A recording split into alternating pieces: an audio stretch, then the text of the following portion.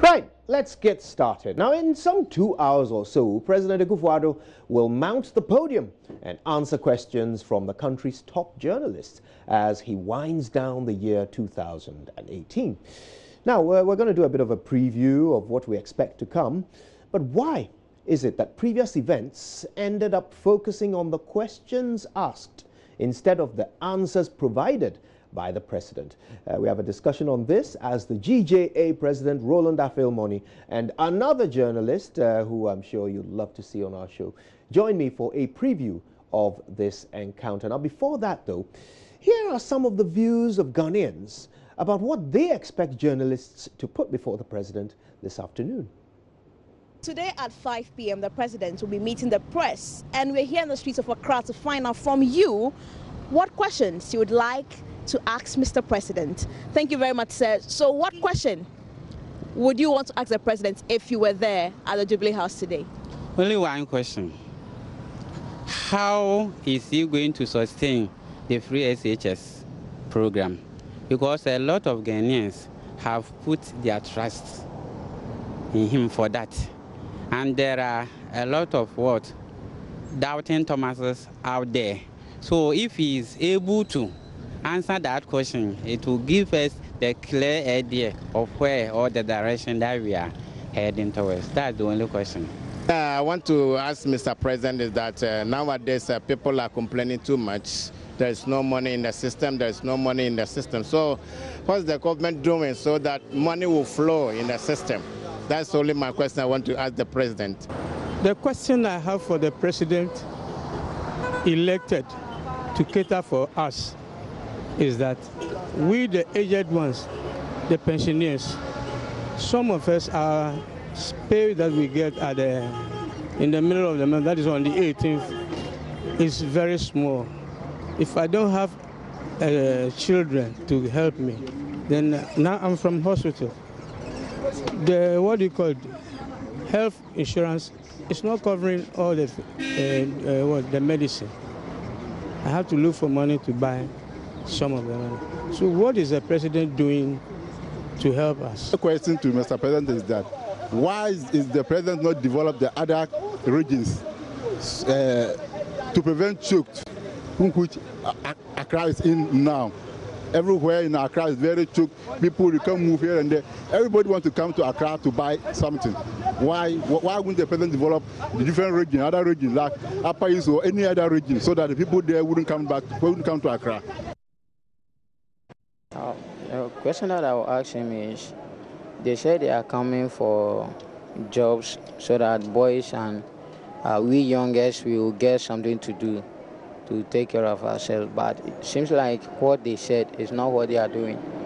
Or sometimes I normally see some boys going out, coming in without doing anything. So I'll ask him, when is he going to make it as they said it? And one thing is, he promised us that he is coming for drivers, and that part he has done most of that part, but it has left a little problem. Why the police are still worrying drivers? Because for our license problem and that issue, he has solved it, and we drivers we are appreciating that, because it wasn't easy to be a driver. But upon all that, still the police are disturbing us. So I'll ask him why. That's all I have. I would ask him if the double track system is going to continue, like from SH1 to SH3, because I don't think it's going to help the children out there. Why do you think it's not going to help? Because some coming in like 1.5 months and going out there, I don't think it's going to help. I want to ask him if it's going to continue till they finish their education, like Form 3. The first question I'll ask him, he promised the Ghanaians that when he comes into power, one district, one factory, we've never seen anything, and I don't know. Yeah. But I don't know whether if what he promised the Ghanaians, he will surely do it before 2020. Yeah.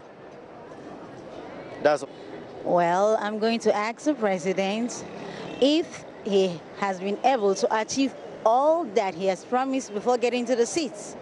And that if he says yes, then he should prove it.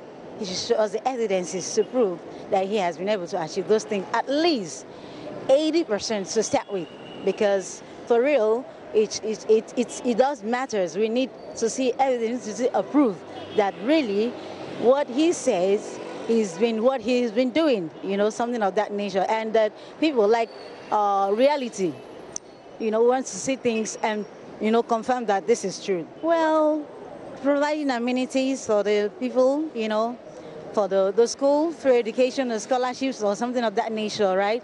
Providing water, availability for healthy water for people, especially in the rural areas. Share your questions with us as well. You can do so on our social media handles. And of course, we'll tell the world what you want to ask the president. Now, we also asked some Ghanaians to assess and rate the government on their performance so far. And this is what they shared with us. It's barely 2 years since the NPP took over the administration of this country. They came into power promising Ghanaians a lot of things. Talk about free SHS, talk about one district, one factory, talk about one constituency, 1 million Ghana cedis, just to mention but a few. But as government marks 2 years in government come January, have they lived up to expectations to the ordinary Ghanaians? Well, we'll be speaking to some few students of GIG and find out what they make of the Akufo-Addo government. Yeah, I want to find out from you, which promises do you remember the Akufo-Addo government gave, and have they lived up to expectation? Okay, so during the campaign trip, the NPP actually promised free education. When they came, they have done enough. They have actually implemented the free education policy, but I don't think they're actually doing it enough. Like, there's been problems here and there. There's been difficulties. The students have faced difficulties. More, let's say when you go there, the housing, let's say where they will sleep, their food, everything. It's been a problem so far. Okay. And then one district, one dam, right? Well, up till now, I've not really had a record of any district having a dam, or 2 or 3 districts. It's actually one village, one dam. One village, one dam. Yeah. I've not seen any village boasting of a dam now. So far, it's been 2 years. They are doing well, but I don't think they've actually done it to our expectations. Okay. Very well, but let me come to you. I mean, it's been barely 23 months into the Akufo-Addo-led administration in government. What do you make of the administration so far? Have they lived up to expectations? Well, I think it's been a long way coming. I think this is a government that had a lot of things in mind in terms of things to do, because a lot of people described it as one which had big policies, grand visions and all of that. At least I remember, like you said, the free education. We talk about one district, one factory, and one village, one dam, about the $1 million one constituency program, and one district, one warehouse and all of that, planting for food and jobs. These are a number of policies they came up with. In terms of my expectation having been met or not, I will try and put it in a certain framework, a framework of the education, the free senior high school education. It has been implemented, but despite its implementation, it has been fraught with a number of issues here and there, which necessitated the bringing into force of the double track system here and there. So clearly, in as much as it has been implemented, it has had its own issues. And I think the president made a profound statement to the effect that it will be implemented, issues will come, and they try and work around it. So the implementation of the free senior high school policy, I think, is commendable. Government should do 2 years more for them to end the administration. What do you think it's urgent they tackle? Okay, so for now, I think the government is actually identifying the things that we need. but not the immediate things that we need. Like, there are some things that are needed, yes, but there are some things that are immediate. So what are the urgent things that you need government to tackle? Okay, so let's say the issue of ambulances. Okay, so the government will have to tackle those issues with the ambulances, other than the drones thing. We need the drones, yes, but we need the ambulances first. So the government, for the 2 years left, the government should be able to know what we need immediately, the immediate things that we need, and then focus on that rather than focusing on what we need later. So I'll come back to you to score the government, but let me find out from you, what should be the priority for government as we go, as they are left with the 2 years to finish the administration? Well, I think the priority should be looking at improving on the things that they have started. They should look into improve the policy framework of the free senior high school education. They should be looking to try and get the ambulances into the country, 275. They should try and invest more in the agricultural sector, as has already been done with the Planting for Food and Jobs. They should try and invest more and give more, help the farmers get more income and all of that. And even when it comes to the special prosecutor's office, I lent the bill to try and put the office together. Is in Parliament. Some money has been allocated to it in next year's budget and all of that. It's only our hope that the necessary resources is given that office so that we can fight this canker of corruption. So by and large, we're hoping them to deliver, because clearly they have the mandate and we are looking on them to do their best. The government should thrive and do their best in agriculture, in the economy, which the IMF believes that is doing largely well. They should keep on with it and improve our health sector and the educational sector so that we can. So out of 10, what would be the marks you give to government? Well, I think so far in 2 years, I think they deserve an 8 out of 10. 8. All right, thank you very much. Of the Akufo-Addo government, 23 months down the lane, some scored him 8, the other 5. Another one also scored 4.5.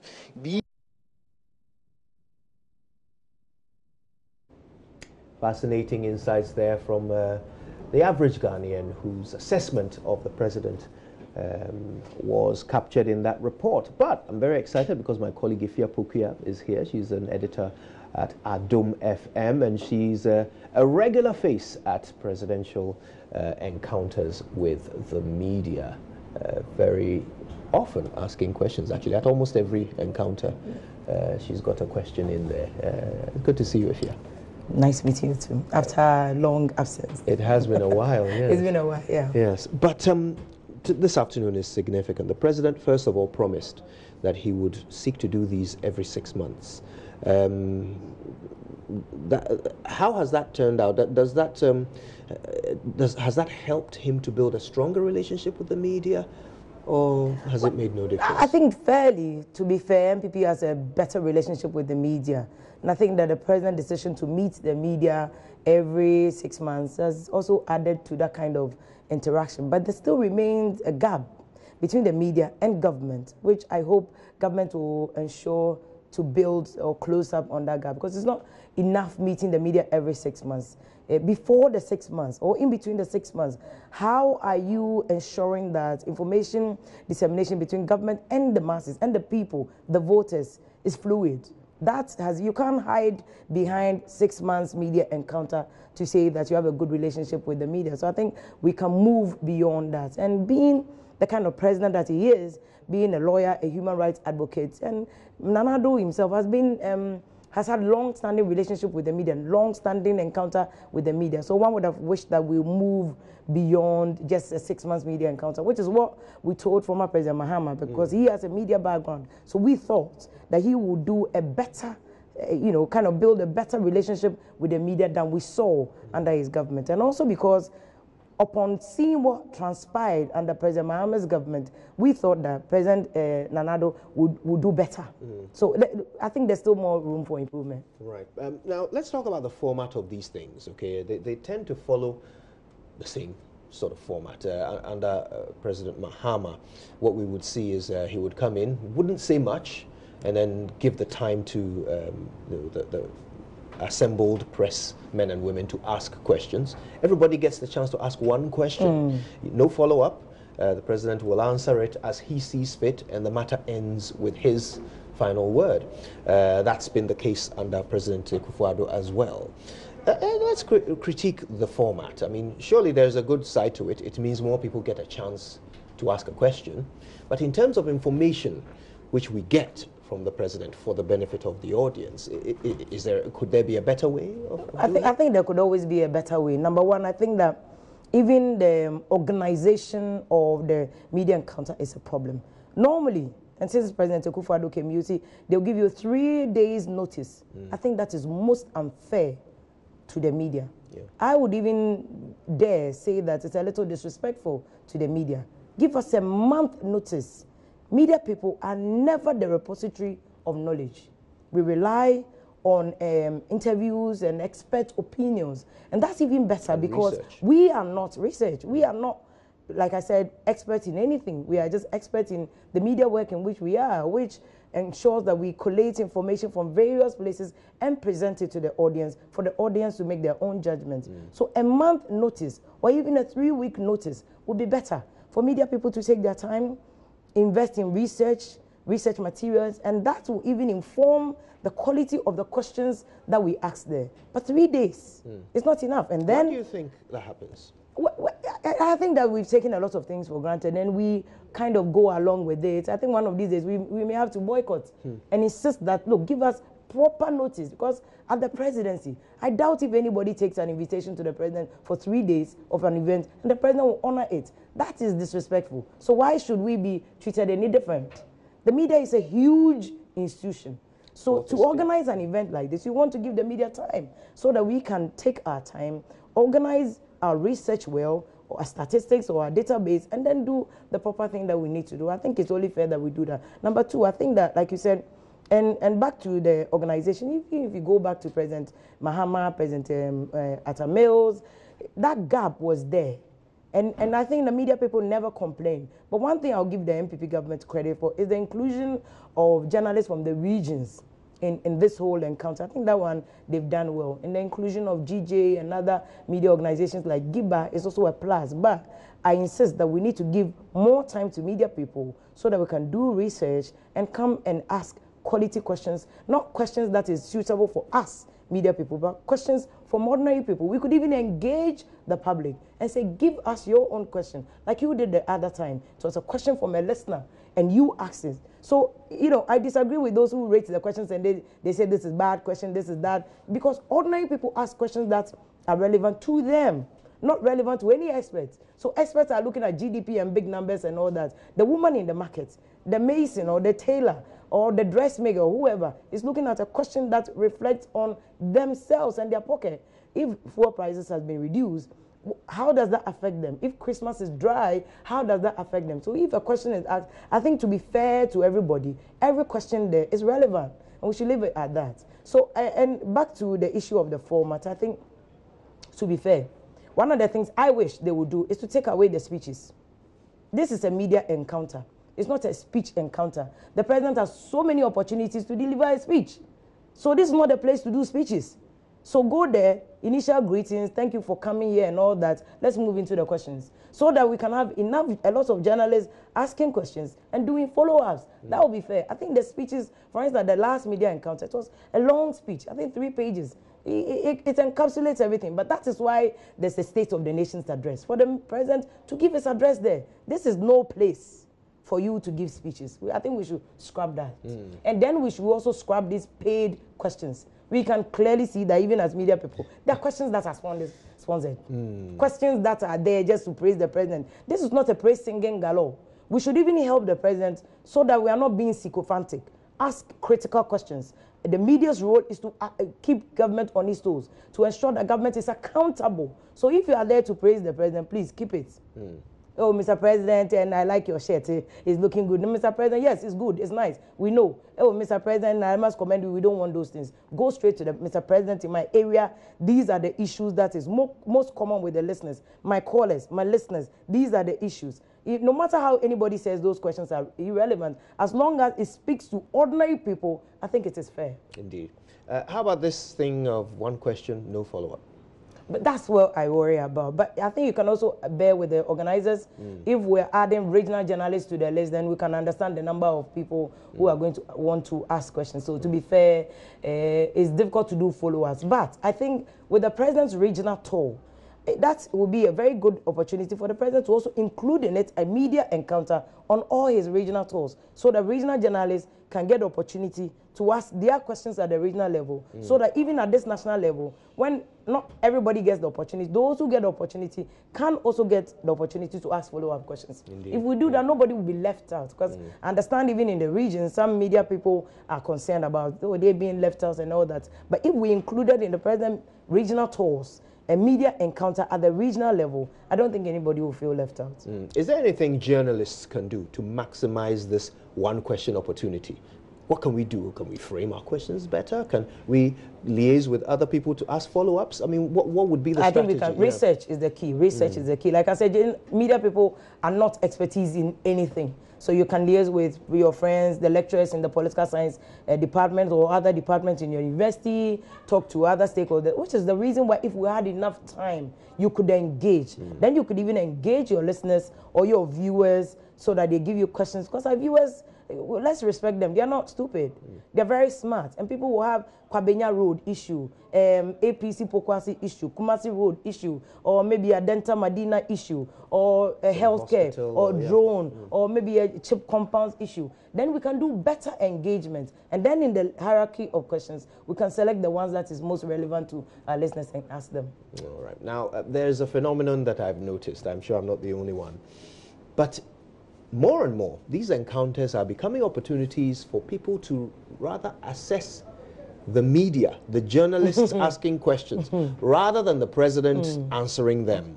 So you see all kinds of lists will come out about the best question and the worst question and so forth.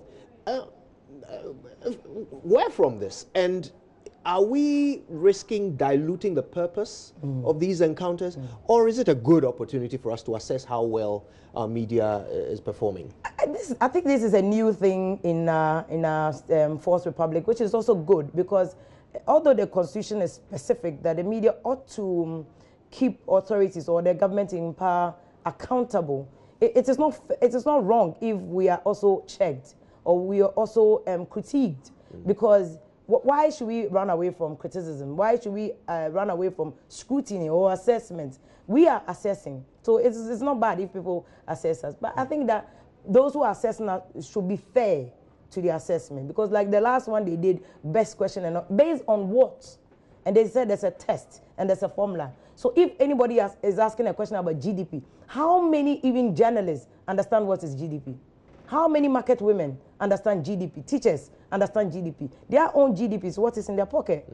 So I think we should be very charitable when we are assessing the questions journalists are asking, because really the encounter is for a president. It's for the president to be assessed, not the media.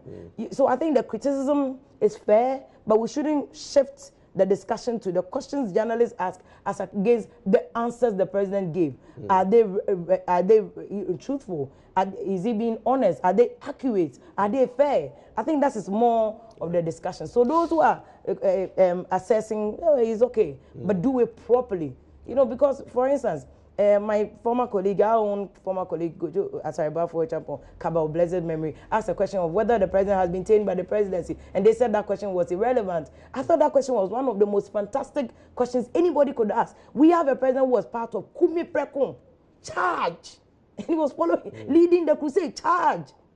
That kind of person, a president who all this while has suffered the perception that he was wild, like Kaba said, or he's hard, he's an aggressive person, he's difficult, now comes into office and he has a complete shift of personality. He smiles more, he engages more, he's softer, he's not chasing after anybody to prosecute, he's allowing the law to work. He has set up an office of special prosecutor, allowing the office of the special prosecutor to get an ally, giving them resources. That is a new Nanado.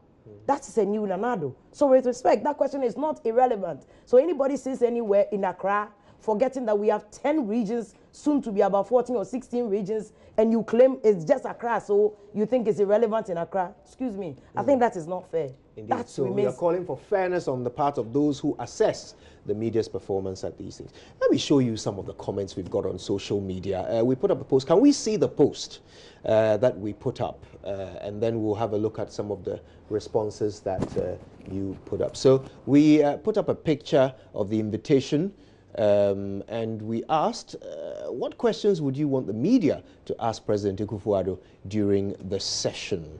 Let's have a quick look at some of the answers you gave us. Mensa Cecil said, the most corrupt leader ever in the history of presidency, Nana Addo and his family government. Okay, let's have a look at a few others. Right, let's see the name of that person. I think I'm getting dizzy now. Can we stop scrolling so I can read? All right. Mensa Andrews says, only Kumasi roads to do it, or Ashanti region. What about the small villages in Ashanti region like Adansi Adokwai in Adansi North District? I think he's asking a question about roads. Enoch Injiribi says, who has established more SHSs and universities, NDC or NPP? Okay, is that a question for the president? Let's look at this one by Jake Anikoba. Ask him whether he will maintain his 111 ministers in 2019, and when are they going to publish the Australia visa scandal and prosecute the perpetrators? Yeah, well, that first question is one I asked him at the last encounter. Let's see the name of this one. The person sending this comment, Abdul Haq, says, my question is, why did he lie to Ghanaians over unfulfilled and empty promises? Okay, I think there's more to that comment, but we can't see it right now. Let's see. Okay, here we are. Then he lists them. The one constituency, $1 million, one district, one factory, construction of 350 SHSs, ban on galamsey and other related issues. Okay. Osafo Daniel says, when is the special prosecutor starting work? Avuvire Amakwe Aki says, at what age will he stop lying? Okay. Farijan Abdul Basith says, please ask him what he eats for breakfast, lunch, and dinner. All right, then. So one more maybe. Kwabena Asiedu says, what's the secret behind all his great achievements within 2 years? Because Ghanaians have never seen such before. There you go. Thank you so much for your questions and comments there. If you're so interesting how the people of Ghana frame their thoughts around what they want to hear from the president. One of the questions which people didn't really rank particularly high was the one that I asked on behalf of a viewer about the 100. Back then it was 110. Now it's 111. Yes, you know, and the question about whether he feels it's time to trim the fat. And his answer was that the proof of the pudding is in the eating, so wait till the end. But again, it comes up here from one of our members of the audience. I think that highlights the difference between what the media sometimes think is important and what the audience think is important, doesn't it? Yeah, I think but that's why we need to put ourselves in the shoes of the audience, the viewers, the listeners, and speak for them, because we are not doing this work for ourselves. We're not here for ourselves, we're here for them. So that's what we need to know, and that's why I said we need more time to engage. So if we had done this over a period of, say, a week, we would have gotten more questions, more issues that relates to the audience, and then we could put this question. Because even the ministers, I think it's still relevant today. We're at the end of the year. Will he do any reshuffle in the next year? Okay, so the sweetness of the pudding is in the eating. So after we ate it this 2018, what will he say? What will he say? We've eaten it for 2 years. For 2 years, yeah. Well, so but we did the media encounter within the year. True. So is it still relevant? Will he still go into 2019 with the same number? What are we getting? Are we getting value for the 111 ministers or not? Yeah. You know. So I think it's a good thing, but it's also we should also commend the president, because this is an advancement of our democracy under our fourth republic. Because I mean, everybody comes and tries to improve it. President Akufo brought the People's Assembly, and then President Mills also continued the media encounter. President Mahama continued, and we're here with the twice a year meeting. And I think it's good going forward. It allows us to, you know, critique the president, and I think all the ministers and his appointees to take it in good faith and not to victimize any media person for any question that they take, because our job is to critique. Our job is not for any fanciful, sycophantic comment. That's not why we're there. Another interesting thing that this president does is that he brings a large number of his appointees, seats them right behind him, and if you ask a question that he considers to be relevant to a particular sector, he will call the relevant appointee to answer the question. First time he did it, he drew some flack. But what do you reckon is the nation's assessment of that strategy now? No, I think it's good. I think it's good because see, our mandate is for the president, not his ministers. But the president also has the right to appoint, which is why he appointed. And the president cannot be jack of all trade, else he will be master of none. So he has every right to call on a minister to say, look, give me this. I mean, he can't be all-knowing. And he admitted it when Countryman Songo asked the sports question about the commission's report. And he admitted it. Honestly, I've forgotten. I think that was one of the most bold statements the president could have made, to admit your error in the presence of the whole country, live on TV, and say, genuinely, I have forgotten. I think that was a very commendable thing. Because he could have easily lied, which a lot of African leaders do. Oh, I know this and we are doing this. And the simple English they'll use, plans are far advanced, we are working on it. It's in the pipeline. So I think that's one he did well. And he has every right to call on any minister. We gave him the mandate, but he also gave mandates to other people. So they have every right to respond to the questions. I think that's okay. It's disarming. Which is something I think he should do more often. He should do more often. Get them to give us, which if we remove, we take out the speeches, it will be better for him to bring the ministers into it, because often they will just tell you, oh, this, that, just, you know, something cosmetic, but bring them on, and then we get an opportunity to do follow-up questioning. It is quite disarming when a politician admits a fault. It kind of leaves you with nothing really to criticize beyond that.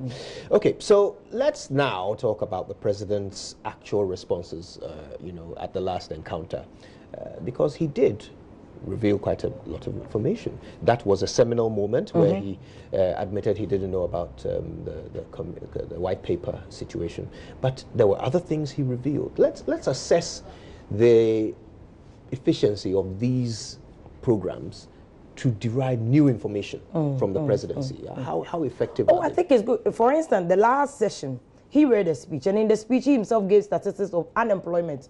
And I think that those statistics were very key. I had statistics that I'd cooked up from research from various people on labor.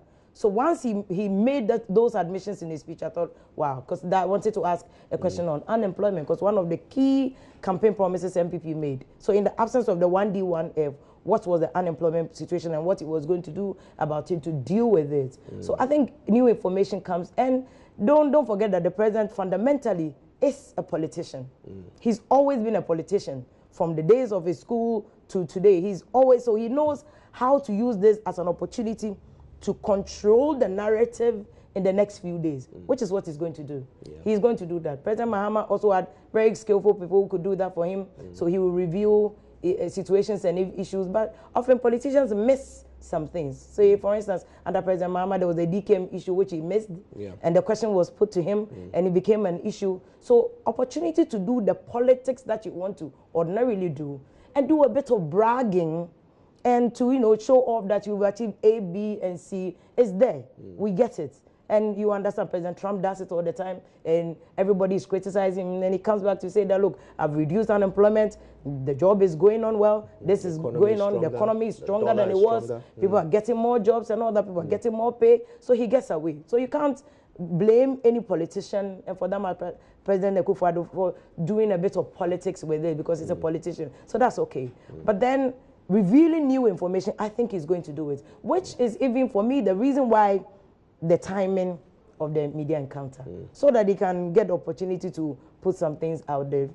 For instance, in the last few weeks, we've had former President Mahama being very vocal about some things. He's been vocal about the drone issue. He's been vocal about his own ambition to return to power and why he wants to be there and all that. So this is going to be an opportunity for the president to also answer him, although he says he doesn't answer aspirants, but I think he's going to deal with a lot of the issues President Mahama raised. Right. Now, a lot has happened since the last encounter. What are some of the issues you think journalists will be asking questions about this time around? Oh, certainly. I think people will be asking about the drones against ambulances and what happened. People will certainly be asking questions about Office of the Special Prosecutor and why the Office of the Special Prosecutor has not prosecuted anybody yet. I think people are going to ask questions about budgetary allocations to the Attorney General and Ministry of Justice, and they are going to ask questions about the LI to enable the Office of Special Prosecutor to operate. They are going to ask questions about that. I think the questions about roads is going to feature a lot. We've had occasions when this year has been a troubled year for roads. People are going to ask questions about mining, galamsey, and the call to ban it and the call to remove the ban. That's going to feature prominently about it. Certainly a question about the number of ministers and whether we're going to get value for money will come out. Certainly we're going to get a question about the Norway issue and the embassy and whether or not there was any wrongdoing. A Ministry of Special Initiatives, certainly there's going to be a question about it, whether the minister is working and the ministry is working or we are just there to joke. You know, that issue came up in the last encounter. Certainly there's going to be a question about health generally. I want to ask a question about maternal mortality and education. I just returned from Adanse, terrible schools there. President Mahama, during his tenure, said he was removing schools under trees. It's obvious there are a number of schools under streets that still remain. What are we doing about it? And not just think about SHS. People have to grow from the basic level before we get to the top. Certainly, all these things are going to feature. And of course, I think that there will be an issue of fuel. There will be an issue of Dumso, on whether Dumso has returned with Vim or not. Like Amewu says, oh, this is Dumkra in Mohammed's era, but this is Dumso. So if it goes off, it will come back. Certainly, there will be a question about it. Generally, there will be a question about unemployment. It's a key issue. MPP promised 1D, 1F as a way of creating jobs. There's going to be a question. Yes, you are building the factories, but how many jobs are actually being created? The Labour Minister recently released statistics about the number of people who are being employed. I think that is going to be a key issue. How many people have actually been employed in the sector? So all this is going to, and then of course the issue about whether the president will contest 2020 and how he's going to manage the 2020 election in view of what is happening in NDC is also going to come up. Well, if the president's team listened to Ifia in those last 3 minutes, all the apple is right there. Thank you so much for making the time to speak to us. That was Ifia Pokia. She is, of course, an editor at Atom FM. Now, we were supposed to be joined by Roland Afil-Moni, the president of the GJA, but he didn't show up. Anyway,